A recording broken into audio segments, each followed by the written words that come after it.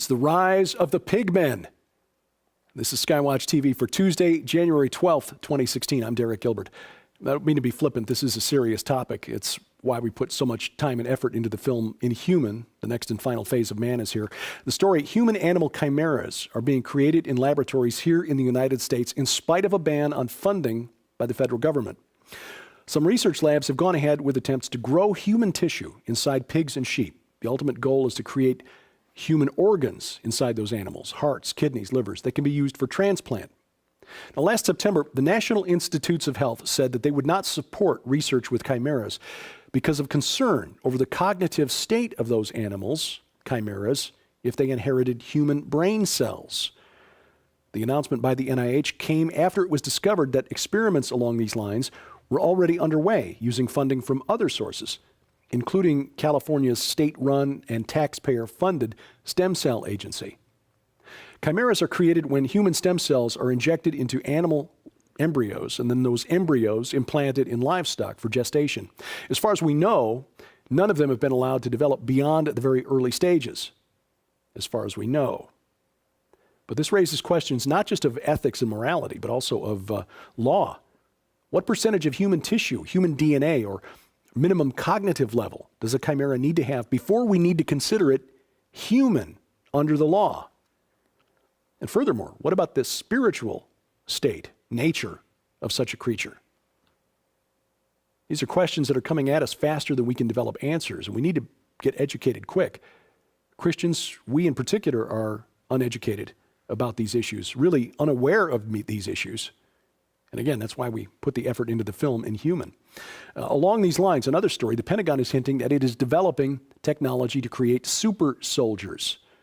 Now, I know using the phrase super soldiers is likely to get us labeled foil hat wearing conspiracy theorists, but that's nothing new. In a talk last month, Deputy Secretary of Defense Robert Work said, quote, "Our adversaries are pursuing enhanced human operations, and it scares the out of us." End quote. Enhanced human operations. What he meant by that?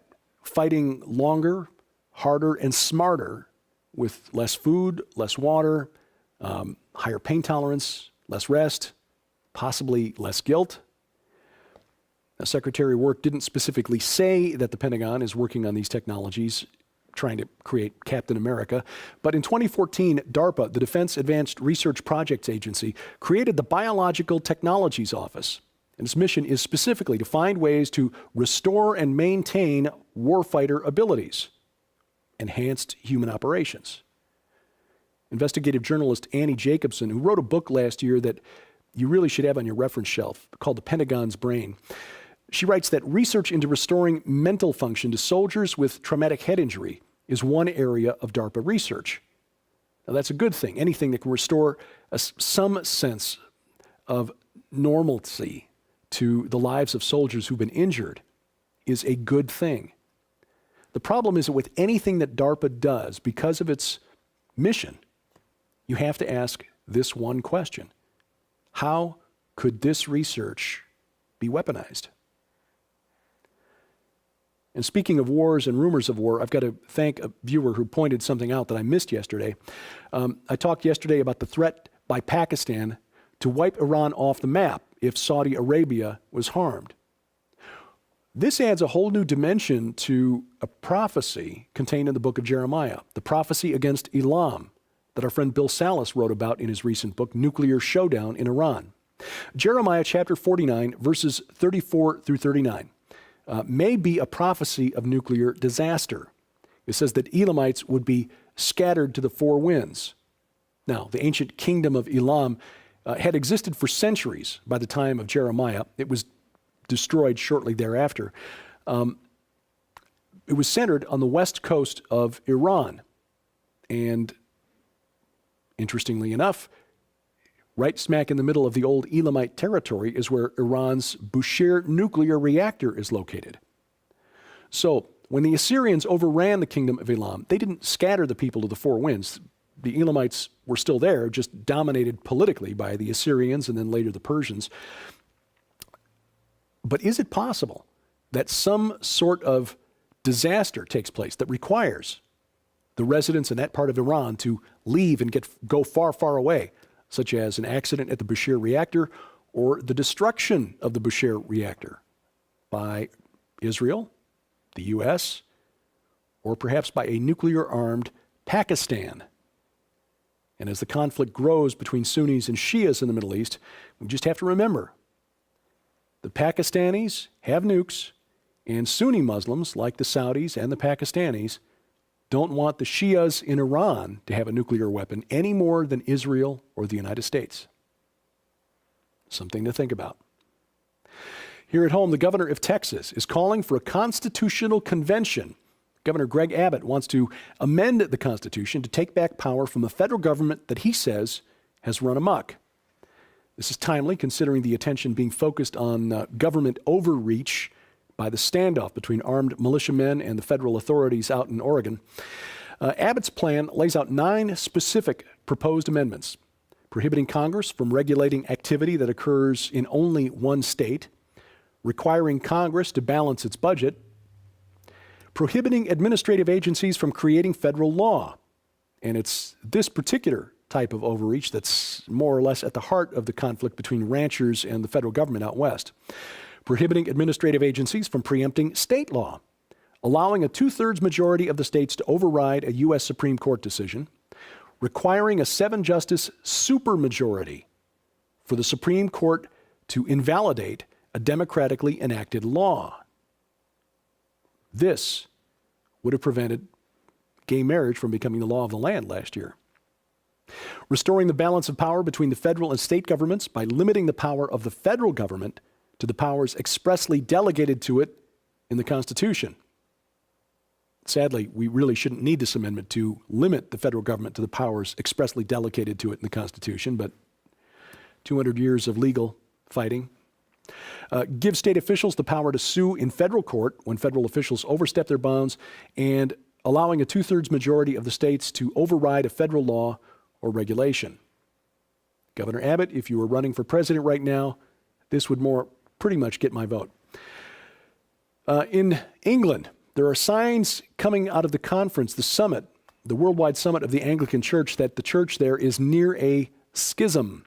Rivals within the Anglican Communion are using separate rooms to meet at the summit. Bishop Munir Anis of Egypt, who leads the bishops from the global south, representing the majority of the world's 80 million Anglicans, said unless the church enforces a biblical stance on homosexuality, there will be irreparable splits in the church. Archbishop of Canterbury Justin Welby will try to avoid such a split.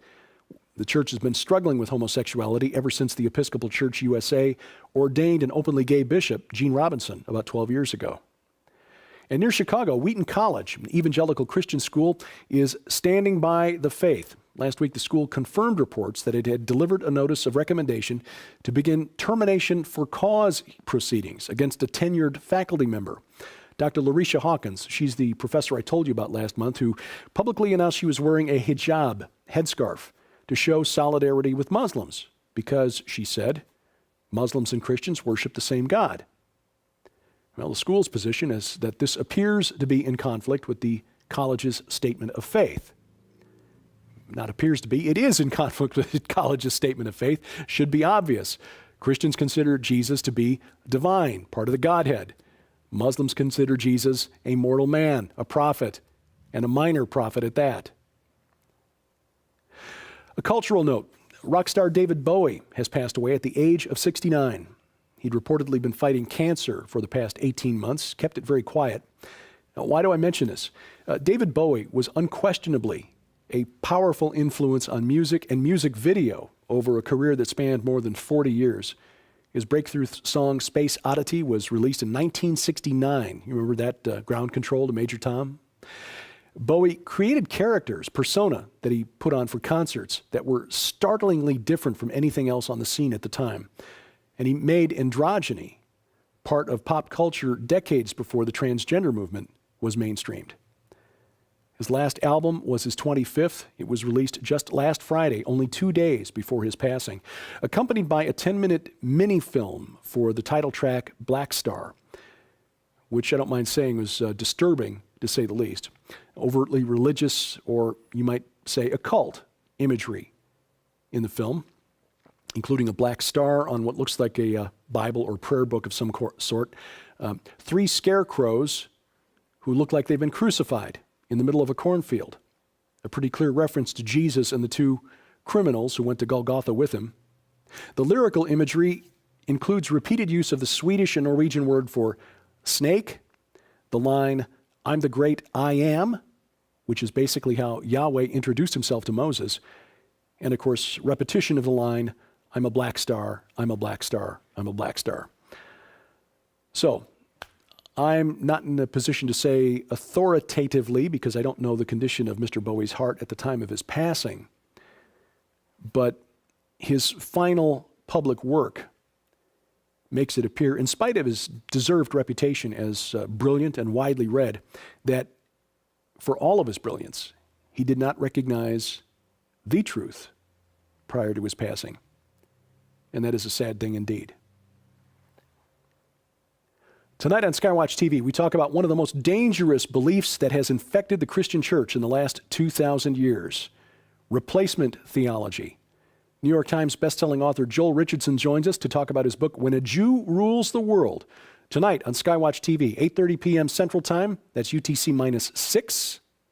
You'll find it on satellite TV, DirecTV Channel 376, Dish Network Channel 267, the Glory Star Satellite Channel 117. It will also broadcast on the Christian Television Network's website. You'll find that at ctnonline.com. Your support is crucial to us here at SkyWatch TV. Prayerful support, of course. Your financial support is also very important. It helps us get the word out through television outlets. But we always like to make sure you've got a gift from us in exchange for your gracious and generous gift. In January, for your donation of any amount, while supplies last, we'd like you to have this Miracles Journal, a place to record your thoughts, feelings, and events during what proves to be, or promises to be, a very interesting year. Also, this very stylish wooden bookmark. Again, the bookmark and the journal, our gift to you for your gift of any amount during the month of January. Instructions on how to donate posted at skywatchtv.com. You can also support us just by clicking your mouse. You'll find SkyWatch TV online here, and your click to share a post, share a tweet, or share and like a YouTube video helps spread the word to your friends and family members. And if you're curious about what I think about stuff, because I do have a deep psychological need to make my opinion known, you'll find that posted here, Twitter, Facebook, and my website. And if you have questions or comments for us at SkyWatch TV, please send those to dgilbert@skywatchtv.com. And thank you for watching. As we keep watch, I'm Derek Gilbert, and this is SkyWatch TV.